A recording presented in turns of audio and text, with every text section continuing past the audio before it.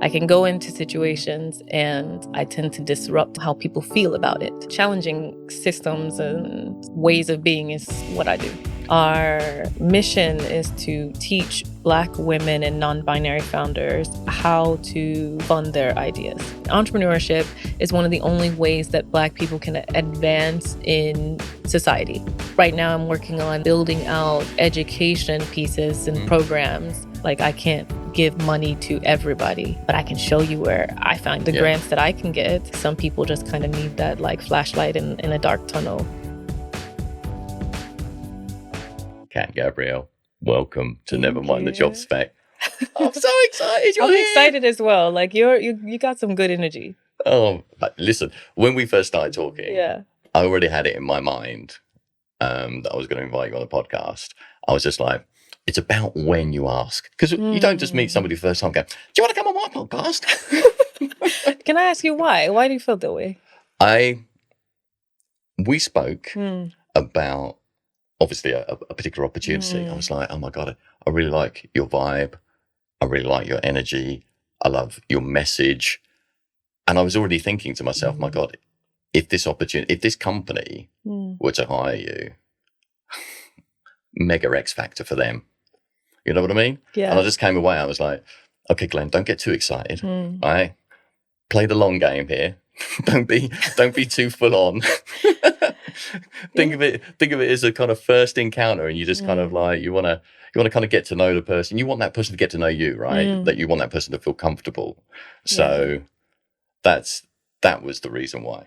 I think I feel like I'm being interviewed now. Yeah, I mean, look, we said we're gonna keep it casual, but I feel like, I've been in this space where I've been allowing people to bring, opportunities to me. Yeah. And allowing myself to have the space to say yes or no. Yeah, 100%. I think when someone asked me to do something, immediately I used to be like, yes, because of like people-pleasing tendencies. I always felt like I was indebted to people. Yeah.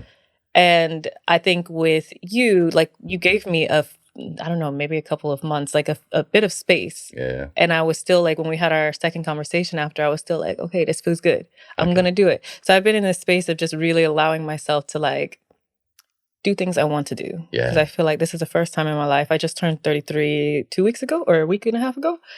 And this is the first time in my life where I feel like I can accept things because I want to do it, not out of like obligation to the person. I can understand that. I think, and we'll come to this as well. I think, given your mission, let's call it a mission. It's not like a job. It's not like a project. It's a mission. And I think the mission itself will invariably attract a lot of people, a lot of people that will want to contribute, but equally a lot of people that want association, credibility by association, or just want to take, basically. Whether the learnings, the energies, they want to kind of replicate, et cetera, et cetera. So I can understand why you would want to be really careful 100%. And kind of protect your energy, right? Because every interaction, you're giving something of yourself. You're investing yourself in it, and you want that to be a really positive experience for you and for that individual, right? Yeah. So it's kind of creating that space. And this is the thing. Like after our first couple of calls, I was like, okay. Just let it breathe. Just let Don't it breathe. be too desperate. Yeah, exactly. Don't be that guy that just asks everybody on a podcast. Yeah, you know exactly. What I mean? It's like, oh yeah, come on the podcast. Because as we were talking about prior to coming on live, the journey, the story that you're sharing, and what you're prepared to allow people to listen to is super important because they're going to be taking messages and learnings from that. Yeah. They're going to be taking guidance from that. So everybody that I want to talk to, because I think it's going to be a really great conversation, I'm equally mindful that the individuals that will listen to this can take so much from it. So this podcast is like it's a platform for your story. It's not like a podcast with an agenda to get X amount of downloads and stuff like that. I was chatting to somebody this morning. He was like, how many downloads do you get? I was like, I have no idea. No idea, yeah. Because it's not about that. It's not even, that's not even the key driver. If it's one person and one person takes something from that that's super valuable to their lives, then we all move forward, right? Yeah, I don't think we give like sphere of influence enough credit. Like we have, I think we've like created this idea that like the more people that listen to us or the more people that know us, the more impactful it is. And it's just like, no, it's whoever it touches the most. Yeah. And we all have a certain sphere of influence, some larger and some smaller. And like, I feel like we don't give that enough credit. Like it's not always about like the quantity. It's something like I say that we touched upon kind of chatting prior to this, right? Yeah. But I want to come in with my first question because I prepped you for it, and I thought, and when I read this, I was like, where does this statement come from? How is it wrapped into the mission? So on your website it says, "What we cannot imagine cannot come into being." How did that message become so? How did it become so important to you that you wanted to make a statement of it? You know what I mean? Right. That question is super important to me because I don't know if you've read All About Love by Bell Hooks. I have not. It is one of the most foundational pieces of text on love as an action. And it teaches, it's by Bell Hooks, which is a Black, she passed maybe 2 years ago or something like that. She's a feminist writer and just one of the greatest minds of our time. And that book, All About Love, teaches so much about how we as a society, like we value like things like care and being attentive and all of these things. And we equate them to love. Like when we care for someone, we think we're loving them. But love is so much bigger than that. And how love is an action. And so I think not too far into the book, maybe the third chapter or so, because I read it every summer. I read it again and again. Amazing. And it kicks my ass every time. But there's that quote, "What we cannot imagine cannot come into being." And the reason why I think it resonates so much with me is because I think I do things, I like take the long route to everything I do. Like with my career, I didn't go to university. I just have a high school education. I don't often get a lot of opportunities. Like I think I'm very valuable, but for some reason I have to persuade people to see value in me. And I know in a lot of times when they can't see it, that they're wrong. There's so much there. And I think that the reason why that quote in particular like sticks with me is because I feel like if I can do this, if somebody can see me doing the things that I do, which I consider myself like a social impact entrepreneur, and I've been starting businesses since I was 11 years old. If somebody can see me, and then it makes it more real for them. It's not imaginary. Like this long route that I've taken, instead of like short ways to get where I need to go, which is not intentional. I would rather just get where I need to go quick. But the long routes that I take is because I'm clearing the way for other people. Yeah. And there's a lot of people like me that take that long route, but maybe they if you had the choice between like, getting somewhere quicker or getting the recognition or feeling valued earlier, you would do that. But I don't always feel like I have the choice. It's interesting that you. So I was going to ask you, who is Gabrielle? Kind of like how do you describe yourself? So social impact entrepreneur. I would say that, yeah. Yeah. My friend actually, she was asking me for a bio for something like 2 months ago. And she said, "Can I put in the bio that you're a serial entrepreneur?" And I was like, "No, I'm not a serial entrepreneur." She's like, "Well, how many businesses have you started?" And I was like, "I don't know, maybe like 10 where 7 have failed and 3 have done fairly well." Yeah. And she was like, "Well, I will consider that." But it's like, for so long, I have not been able to like activate that in myself where I feel like I can call myself what I am. Yeah. Yeah, I would say I'm a social impact entrepreneur, but I think more than anything, like if I wasn't an entrepreneur, I would call myself like a disruptor in a sense. I feel like Kat can see, like I'm an observer, like kind of how you said, like I'm an observer. Like I can sit back and I can see how things are, and I can see how things are and how they like work, and I can see how I would make it better or fix it or how and so I go into situations, which is why I like going into companies is really interesting for me. And I found myself better as a consultant or an advisor. I can go into situations and I tend to disrupt how people feel about it. Yeah.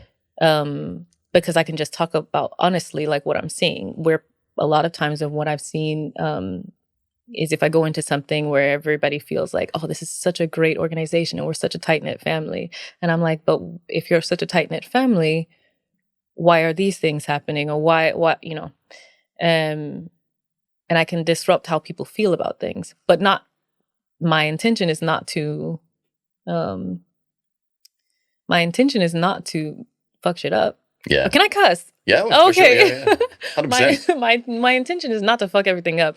My intention is just to make things especially in organizations better for me. Yeah. On a selfish note, and better for the people around me. And so challenging systems and ways of being is what I do.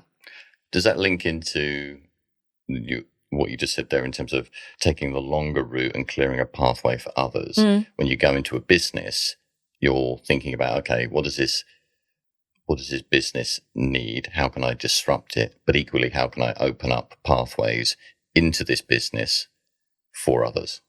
Yes, but it depends. More than the first question being, what does this business need, is like the question of, what do you think it needs? Because when you see how somebody thinks of their organization and you can see where they are actually, like there's gaps in even how they're experiencing it, and they don't know that there are gaps. That tells me a lot about, the organization or like the leadership within the organization and how much I can actually help you or how much I can just go along with what you want. Yeah. Because I can do either. But if you want help, then you need honesty. So I've been working in, when I'm a consultant, I work a lot on the people side, like on the people operations or the DEI side. Yeah. And it's a really tricky place to be. Why? Because I feel like leadership in organizations or people who have companies who want someone like me to help them identify what they're missing, don't think that they're missing a lot. So they think it's something small that can easily be kind of implemented. They don't see perhaps the bigger picture, the holistic picture, and actually their role in it and how it contributes or detracts from, say, for instance, like a DEI initiative. It's like, oh, we can put some policies in place and that should be enough. But it's more than that. It's fundamental change. It's fundamental system education change. 100%. Well, right? But I think also it's like one thing that I try and tell folks in these organizations who really do want things to change, especially from a DEI perspective, is that every system of oppression, every system that is inequitable is intentional. Can we start there? Like, can we start with every system that we have in place that makes it inequitable for people with varying identities was intentionally set. It was intentionally placed. Yeah. So it was a decision at some point, even if you didn't make it yourself. It was a decision. It was a decision. The world that we live in, every system that it doesn't work or is non-inclusive was intentional. And when we think about it that way, you bringing in someone and expecting an immediate change, you're already like kind of setting yourself up for failure, because like we cannot. First of all, this EDI space that we're all in, or DEI or whatever, DEIB, DEIJ, it's fairly new. This whole, like, these roles are fairly new. Yeah. Like when I started a diversity tech job board in New York when I was in New York, called 2050 Work. I was going to say about that. That's impressive. Yeah. But I didn't start it to be impressive. I started it because every time I would go, I was working in advertising. I'm actually going to go off on a bit of a tangent to just give context. That's cool. So I was working in advertising agencies and brand identity agencies in New York City. One agency that I worked in Soho, it was I think it was in 2015 in August, I had this really traumatic incident. I was walking from work with a friend, and I was physically assaulted by someone because of I was the only Black person on the street. Oh my God. And it was like 7 p.m. in August, so it was still bright outside. And there was like 30 people watching this happen, and nobody interfered. And I'm just a woman, and I was 25 at the time. And I remember nobody interfering and people just kind of standing around watching. And afterwards, somebody called the cops after I was fighting this guy by myself.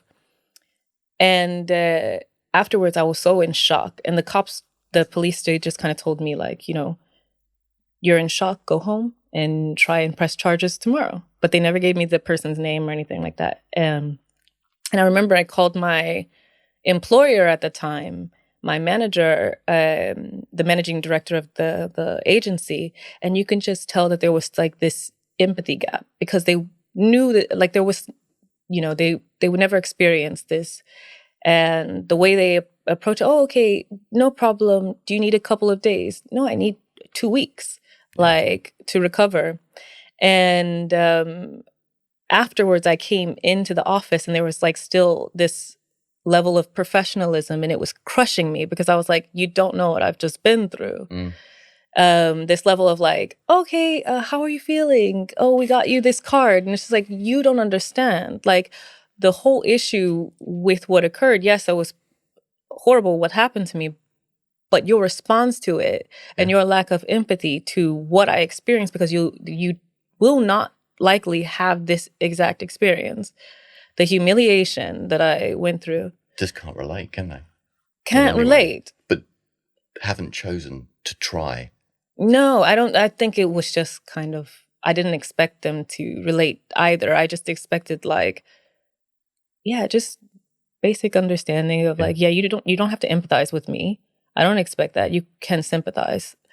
And so the reason why it was so important, that particularly, was because nobody else in the office would ever experience something like that. I'm just here working as the HR person. Yeah.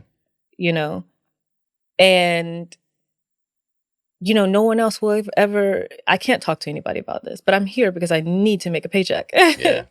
Not because I want to be here so soon after this. So then I went into another organization, and I realized as well, like, it was like an advertising agency. And I was the only Black person working there. We had like 40 people between our two offices, and I was the only Black person for a good amount of that. And I remember there was this guy that came into the office because he had been on the website, and it was like this cool agency that like people would want to work for. He had been on the office the website of the organization, and he saw our team photo, and I wasn't in the team photo, so it just looked like an all-white company. And he actually just came to our office and just walked in to make sure he wasn't like that he wasn't right about that. And immediately he came in, and like everybody kind of looked up at from their computers, and then just put their head down, didn't greet him. And these aren't bad people. It was just like this lack of like seeing this person as a human. And I was the only person that was like, hey, what's up? And he was like, oh my God. Like the relief on his face when he saw me. Yeah. And people like, Yeah, people don't realize what that feels like when you feel relief to see someone else who looks like you in the place that you want to be. So yeah, what we cannot imagine cannot come into being. Starts there. And I started 2050 because I was just like, I hate this feeling. Yeah. I hate feeling relief when I see another Black person because I shouldn't have to feel relief. There's a lot in what you just shared there, and thank you for sharing that, because I don't want to kind of make light of what you just shared, because clearly it was a traumatic experience. Yeah. But equally, I kind of feel like you've shared as much as you're comfortable to share, which is the key. I think it just firstly, the reaction of your employer at the time, like making it sound like you just got over a common cold. Like, oh, yeah, very that. You're kind of feeling better now. Oh, brilliant. Okay, could you just get back to work? Yeah. Because ultimately, but what I think sits behind that is firstly, we can't relate. Secondly, because we can't relate, we don't know how to approach Kat. We don't know what support she might need. But we spoke about it beforehand, the intentionality. There's no intention to explore how they might be able to support you for fear that it might get really complex. Yeah. Or go beyond what an employer should do. Or what about what a human being should do for another person? You know what I mean? Yeah, I think like, I fall into different intersections. Like, so firstly, I'm Black, then I'm a woman. I'm also queer. I'm also half blind, which is why I wanted to be on this side. This eye doesn't work. Okay. And I was recently diagnosed as autistic. And so I fall into a lot of intersections. And when you talk to people about even like the most minor for me is being half blind. You can feel when someone gets uncomfortable with that part of your identity.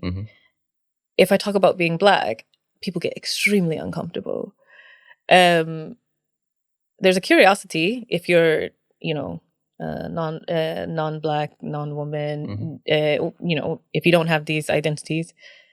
But what you feel is that you can feel people's guilt about something that you can feel people's guilt in how they speak to you about it. And when I started doing DEI work, that became more uncomfortable for me because I can't actually help you if I feel guilty that you feel guilty. And I would just start by telling people before, it's just like, your guilt is unhelpful. It's not helping me in this moment. It's not helping you learn. If you don't broach I spent a lot of time in Stockholm, and they as a culture don't broach uncomfortable topics very often. Cultural thing. It's a cultural thing, and they will tell you. They would rather, or people would rather kind of stay where they feel more psychologically safe, not knowing that in your safety, you're making other people uncomfortable. Yeah. And so, the complexity of conversation when it comes people's identity and how do we best make sure they feel like they belong or that there's equity in the things that we do as an organization or just in our everyday life. If you lead with your guilt, you're firstly just very unhelpful. Yeah. I mean, it almost says, come and meet me here where I'm comfortable. Yeah, exactly. And help me almost get to where you are. Yeah. Whereas actually recognizing that you're going to have to step out of that comfortable space. You're going to have to confront your guilt. You're going to have to confront the fact that there's stuff that you just don't know, that you'll never be able to appreciate. You can listen to, you can hear, but you may never have that lived experience. No, of course. And it's kind of like, okay, now let's move past those things because that's not going to help, to your point, us move forward, right? Exactly. That's just that's almost going over known things, right? It's about how do we move forward? How can you take what you do understand and what you do know and make that a positive contribution? Yeah, 100%.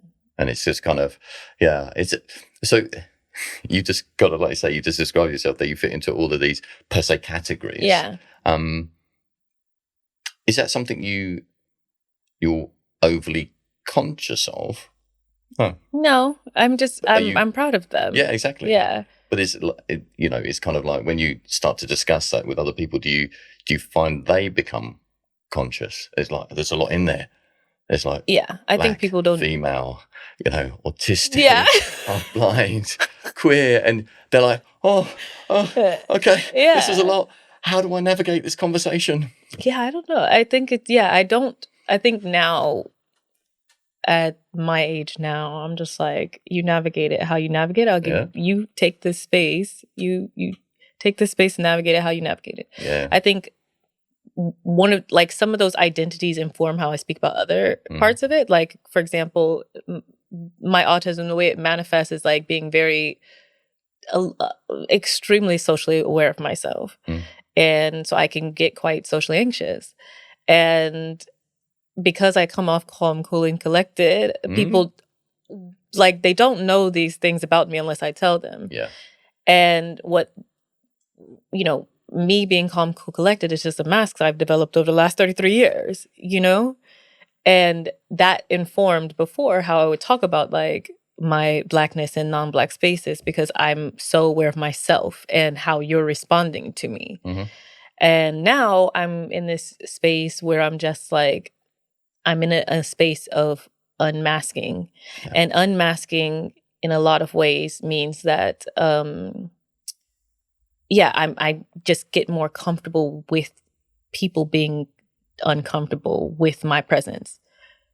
I'm okay with it. Yeah. As long as you're honest about it, I'm okay with whatever comes. Because I can't do anything to make you feel more comfortable if I'm just being me. You can choose just to not engage. Yeah. Yeah. I want to move on to your new venture. Well, it's not a new venture because I was looking at it. I was thinking, okay, the Well Work story. Yeah, it's been around for a while. I've started to see more content come up on social media. I was like, okay, cool. So this is a new kind of mission, new initiative. It's not. It's been something you've been doing for over 3 years. Yeah. It started in 2020. And it's also the reason why you're just picking it up because I just recently brought the content that I had already created to LinkedIn. Okay, right. So that's right. It's been happening. So it's working. Yeah. What I wanted to just read back to you is off of your impact report. So 2,000 grant applicants, 5,000 increase in community growth, 5,000% even, 10K in grant deployment in year one, 200 plus Black founders coached. So impressive. 15 notable brand partnerships, 2 corporate grant partnerships, and obviously over 100,000 plus social reach. What is for those listening, what is the Well Work? What is Well Work? So the Well Work is an organization that I started, and I call it a community-rooted organization. Our mission is to teach Black women and non-binary founders how to fund their ideas. I think in 2020, when I started working on it, before it had a name, I started working on it right before the racial justice protests of 2020. And it was during the pandemic, and I already was like pretty successful as a consultant, doing various like HR, DEI stuff. And I think right as the protests were beginning, I was actually going to it was originally just going to be like another variation of my consultancy, like just kind of branding it, Yeah. And then as the protests were happening, I don't think it was a conscious choice, but some part of me was like, how do I actually create impact for my community? Because most of the things that I have done has been in some way to push the needle forward on like creating ecosystems for my community where we can people say thrive, but honestly, just be ourselves. Yeah. Creating space, right? And so, what I just came up with was that the most important thing I can do is to help us learn about how we can, because we're already, Black women start in the US at least, start more ventures than any other demographic group in the United States. And so the most impactful thing we can do is actually be able to sustain the companies that we're already starting. 100% right. And there's a reason why we haven't been able to. Most of the businesses that we start fail, not because, I mean, some part of that is that we don't know how to be, some of us don't know how to be founders and then leadership and then, but a lot of that is just practical. We don't have the cash. We don't have the resources. 100%. So there's an article recently, my co-founder and best mate, Diego, he kind of picked it up. There was a stat like less than 3% of startup scale-up companies in UK and Europe are actually founded and run by Black women. Yeah, wow. And the funding to that is, I mean, it's a fractional comparative to the broader kind of investment landscape. And you just kind of think, to your point, how the fuck are you going to build a business if you're already on a hiding to nothing in terms of, cash, investment, opportunity to secure cash, opportunity to kind of access mentors, coaching, leadership, practical stuff, how to run a kind of P&L, et cetera, all of these things. Yeah. If there is such a kind of paucity of resources available to you, you could have the most amazing concept and idea, product, service that you want to build, but it's never going to get the oxygen it needs. No, yeah, and I agree. And I feel like it's such a shame, like, obviously. But I know one thing about Black women, no matter where you are across the diaspora, is that we're very creative. Yeah. We figure out ways to do it. And it's not even like it's not like me having multiple businesses is not even unique. Like, many of us have multiple businesses, and many of the time, like, they're not making they're not making millions of dollars. But we have those businesses because in a lot of ways we start businesses because we want to create that safety for ourselves. Great choice. Yeah. Right? Yeah. Ownership. Space. And it's like one of the only ways that we can, entrepreneurship is one of the only ways that Black people can advance in society. Because we can see that we don't often do it as employees. Yeah. The issue is that when you don't have funds to grow and sustain the business that you're creating, you're not becoming an employer. And if you're not an employer, you're not employing other people where you can create that safe environment for them. So I thought the most impactful thing I could do is, one, either give money or redistribute funds through grants,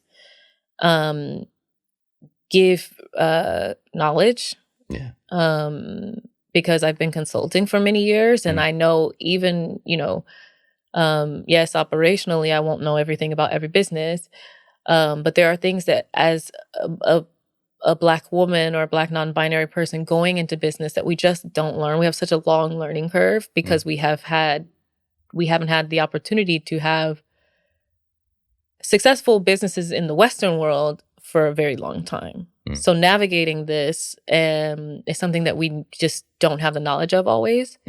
And a lot of times we're solopreneurs, so a lot of times we're alone. Yeah. In our ventures, and it's not even just lonely. It's just very, very fucking hard. Yeah. To not have that community. And so the well work is just right now I'm working on like building out like education pieces and programs for founders. Interesting. Is there a world where the well work could then be perhaps an accelerator program? Yeah, I would love that. Yeah. Yeah, I would love that, but it requires a lot of resources for me. I think when you're like, I'm a Black woman. I'm also a Black woman with businesses. Like, I have the same problems that other Black women with businesses have. And I'm not doing charity either. Like there's a foundation that I have and there's a for-profit business. I have to make money in order to be able to help my community. Yeah. And so, yeah, like I would love to become an accelerator. And I would love to eventually become a VC, which now that I'm speaking it into existence, like it will happen because our words are powerful. And I think we And so, but yeah, that's ultimately what I want to do. You're putting that message out there, which is, and again, back to this, it's a platform. I already can think of 2 or 3 people that I'd love to introduce you to just kind of start that conversation around, okay, if I want to move into that VC space, what are the things have I got to consider? And I'm sure you've got within your network people, but I'm just kind of thinking UK, Europe as well, right? Yeah, exactly. And also, like, I don't have a lot of people in my network. That's another thing. We don't have a lot. Like, that's what I say. Like, I feel like I have a lot of value, but it's those connecting pieces that I try to connect the dots for other Black founders that I also, on the other end of it, need for myself. Yeah. So yeah, like this podcast or whatever I do where it allows more people to know about what I'm doing, is so valuable for me because it doesn't need to reach hundreds of millions of people. I don't have that expectation, but even if it just like sparks something where I can meet someone else, like to open that door, like, yeah, because once I can kick down the door, like we're bringing everybody through, you know? That's and that's the thing. It's kind of it just takes that one person that makes that connection that moves the needle a little bit further forward and stuff like that. I think it's interesting that you kind of made mention there too. You understand businesses, and sometimes you don't need to be a particular expert in an area of a business to be helpful. It's about signposting people to the resources that they can actually utilize to then kind of inform their own decisions. And sometimes and same with like grants, right? It's like I sit here and I think to myself, if I was a non-for-profit, where would I start in terms of kind of finding grants and the types of companies that invest and as an entrepreneur, you've got this idea, you founded a company, and you're like, oh my God, where do I even find this information? And having kind of the well work there as a place you can go to, immediately surrounded by peers and individuals experiencing the same thing that you are experiencing, or perhaps a little bit further on, are able to kind of pass that baton back in terms of knowledge, right? It's super powerful. It's a magnifying effect, right? Yeah, I think so. I think that's the point. I think that right now there's like this undercurrent of like there's this undercurrent of like something that's bubbling to the surface, which is like this other people and who are doing things like what I'm doing, not just in finance, but just doing things where we turn our focus away from people and organizations and systems that want to be convinced that they need to change, and just turning our focus back on how do we help the community. And that's happening quite a bit. And I feel like right now, like there's, so long as we're doing these things, me and these other folks, like it multiplies. It always multiplies. But that's why I always go back to like our sphere of influence is so valuable because like I can't give money to everybody. But I can show you where I find my, the grants that I can get. And I think some people just kind of need that like flashlight in a dark tunnel. 100%. Yeah. And I'm interested to kind of get your thoughts or the advice that you give other Black women when they start to think about founding that business. Are there a particular, 1, 2, 3 bits of advice you're like, keep this in your mind when you're making either decisions or when you face challenges? Is there a kind of consistent pieces of advice you always give? Yeah, there's a couple things. Well, I think there's a couple things. Maybe it's just one, but like the first thing is there is no one more equipped to do it than you. Like I said, you're the most educated in the United States. I'm not sure exactly how it is in here, but you're the most educated group in the United States, where I'm from. You're starting businesses quicker than anybody else. You're the best person to do it. You're the best person to bring it to life. I think a lot of times we have not learned how to self-advocate. Mm-hmm. And so the stats are that like 17% of Black women in the United States are starting or running a new business. That's compared to 15% of white men and 10% of white women. Like, you genuinely are equipped. Yeah. Even if it's just like the mind that you have. And then the second thing that I tell people is, because people just genuinely want to know, they just want to know that somebody is believing in them, or that it's okay for them to believe in themselves. That's really all it is. And then the second thing is like, people always, or the women that I coach, they feel like, everybody talks about imposter syndrome and they feel like imposters. And I'm just like, but that is an irrelevant concept. The concept of imposter syndrome, which was created in the 1970s, it didn't take into account all of the systems of oppression that you deal with. It didn't take into account misogyny. It definitely didn't take into account misogynoir. It doesn't take into account racism. It doesn't take into account any of the isms. Yeah.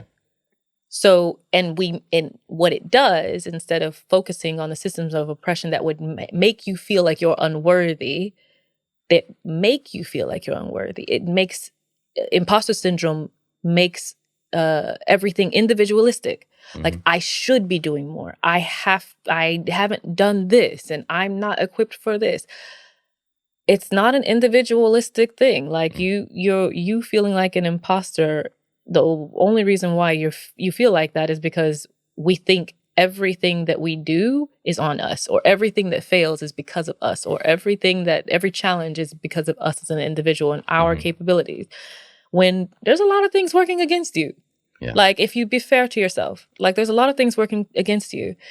I remember, I guess the last thing I will say, less advice, but the last thing I will say is, like, when I was in therapy 2 years ago, and my therapist said something to me, it was at the start of building the well work, and I was so depressed because of the pandemic and feeling isolated and all this stuff, and I was in Sweden at the time, and there were so many things that were contributing to my lack of productivity, but I focused so heavily on me feeling like I can't be productive, and my therapist just lovingly told me, like, Kat, you have a business, you're starting a new business, you're isolated from your community, you're isolated from so many things. There is a global pandemic. Yeah. One of these would take even the best of people out. Yeah. Allow yourself to be imperfect in this time. And so a lot of Black women, like, because no one has ever really told us to, like, just show up extremely mediocre if you can. It's the showing up that's most important. I kind of call it leaning into your resilience. Yeah. It's a situation where it's okay not to know. It's okay. It's okay not to feel insecure about a particular scenario, situation, decision, etc. But lean into your resilience, because that is a thing that will move you forward and allow you to make a decision or find the answer to that. Yeah. It's one of those things where, just to your point, it's like, back yourself a bit more. Realize that building a business is not easy. Yeah, it's not supposed to be. If it was, everybody would do it. 1,000%. This is the reason why entrepreneurship is one of those things. Serial entrepreneurship is something that you do have to be resilient. You have to lean into that to keep moving forward. And I think once you build up that resilience, to your point, your threshold for certain things is far greater. Whereas, just being isolated from your community would be enough to take somebody out. You're already thinking, I'm not being productive, and I'm doing this. You're already racking up all of these things that you feel that should be happening that's not. But it's testament to your resilience, your want, your drive to want. And I think knowing you now as I do, it's that mission all the time I'm sitting here feeling like I'm not doing something, that needle is not moving. Yeah. And that is probably the when we look at the combination of things there, it's the needle's not moving. The momentum is slowing. Yeah. And you and I both know you can't afford to lose that momentum, because once it's there, you have to grasp it and run with it and build more and more, because a gap's opened, basically, an opportunity, kind of almost like a river of opportunities open. You're just like, we need to go. I agree. There are definitely moments for that, for sure. And I also think there are moments for, allowing yourself rest as a part of your resistance. Like, like you said, some of the moments where you feel like you're not moving are when you're most aligned, with what you need to be doing as well. Like allowing yourself, you're still keeping pace if you need to pause.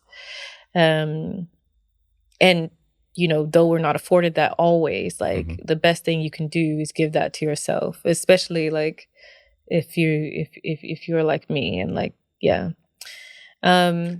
how do you do that? How do you give yourself space, time out? When do you know to do that? When I had a decent amount of clients when I was consulting, I made sure I took off Wednesdays just because I need that middle of the week where I can reset, come back and reset. But aside from that, I now don't punish myself mentally if I just can't. Yeah. If I need to do something, or if somebody needs me to do something, and I'm again, like now realizing like, or being diagnosed as autistic, autistic burnout is so real. And we mask so much from ourselves that like you don't recognize oftentimes when you do need to rest. Now I just know, like I know when my body is done. And it doesn't matter what I want to do. What I tell myself is that like, if something is for me, it won't miss me. There's nothing I've done in my life that I've regretted. So taking rest and taking space, like I won't regret it. That's very cool. Really cool. I've thoroughly loved this conversation. I just feel like this is the start. There's almost another series of conversations to have. But just to close out this part one, should we say? And you kind of intimated around the well work and what you would hope for the future in terms of accelerator program going into VC. What's your hope for 2023 in terms of the well work? My hope for 2023 is that I can, so I'm, right now I'm working on just some self-paced courses for people. Awesome. Yeah. So some digital products that can help people quickly, while I work on the bigger picture. Like, I think like I said, one of the things that Black women are lacking when it comes to entrepreneurship is that learning. And I think education is almost as important as having cash in hand. Yeah. And so I think if I could, so I'm working on putting together some courses, which I want to release in the next like month or two. Just teaching people just fundamental information on, okay, we all can Google like how to get funding and what you need in the process and everything, but there's very few things that tell us how you can get funding as a Black person in business, because there are some things that we just don't know. Like when you're going for VC, there's power dynamics that you need to navigate. And learning about those, learning about the power of persuasion when you're telling your story, understanding that, yes, when you're going up for funding, you can infuse your ingenuity, you can infuse your culture, you can actually be okay with your Blackness in your business, and that it's still valid and it can be funded. And there's so many things that we don't talk about when it comes to business. So I want to really step in 2023, step into the role as a teacher. Amazing. Which I've, stopped myself from many times before, but like I said, what is for you won't miss you. So I'm just being guided to step more into a teaching role. That'd be incredible. I can see two tracks for that, which is obviously the immediately accessible online course. Yes. but equally the in-person 100%. kind of day kind of workshop, which I think if you want those kind of almost very immediate answers, the online courses will give you that. Yes. But if you want something more bespoke for you, the more immersive day workshops sound like it could be really, really powerful, right? So yeah, 100%. I'm excited about both of those. Yeah, definitely. I think I'm excited for you. I'm excited for you. I'm just thinking, when and where in the UK are you going to be doing that? You know what I mean? Because I know you're kind of bouncing between NYC, Stockholm, and the UK at the moment. But and now Mexico City. Is the plan to spend more time in the UK soon? Now, what's the plan for Kat Gabrielle? I'm open to the idea of it. Like, it's just a matter of opportunity opens itself to me. Gotcha. Yeah. And right now I've based myself in Mexico City just because I'm just like, the vibe is there. Yeah. I feel so clear-headed. Yeah. And yeah, but I'm just somebody, like, when people ask me where I am from or where I live or where I'm based, I'm just open to whatever. So if the UK opens its arms to me, I'm here. I won't fight to be here, but I will, like, in the sense of, I'm open to wherever is open to me. Well, I think given the different ways that groups of companies, communities can engage with you, there's multiple opportunities there. I would say so, definitely. I mean, it's like, if you want some Kat Gabrielle magic for your business, there's the consultancy option, right? If there's a kind of burgeoning community of UK Black female entrepreneurs that want to come and be part of the Well Work and really almost build out that kind of UK. I would love that. I would love that. Then there's the advocacy there. Then there's the online courses that we need to plug the hell out of as soon as they land, right? That's got to be a big marketing push. Yeah, I mean, I would love that. I'm so open to that. Can I just say, I really love that you say Kat Gabrielle, because most people, like, when they first meet and I don't say my name, they say Kat Gabrielle, and it just occurs to me that you've been saying it right the whole time. Yeah, appreciate it. Yay me. Well, listen, Kat Gabrielle. Yeah. Where can people find you when they want to connect? Where's that? I mean, I know you just, as we discussed, you just kind of shifted a lot of content onto LinkedIn. So now people are like, oh, okay, cool. And you're here. But what are the best channels for businesses, Black female founders? Where can they connect with you and immediately kind of get that kind of response and engagement? If you want to connect with me on social media, LinkedIn, definitely Kat Gabrielle on LinkedIn. So it's /in/Kat Gabrielle. And then the Wellworks Instagram is at the Wellwork Co. Yeah, we're going to put all this on the content as well, right? Amazing. If you want to connect to work, if you need consultancy or advising in any way, you can check out my website, which will be in the show notes, as they say. Yeah. And then also, I think that's pretty much it. Well, I mean, you say if they want to connect with you for work, all companies need what you can deliver for them. It's really dependent on their kind of appetite for that, because it's to your point, right? It's not, we might need that. Every fucking company needs it. It's just when they realize when they need it, whether it's before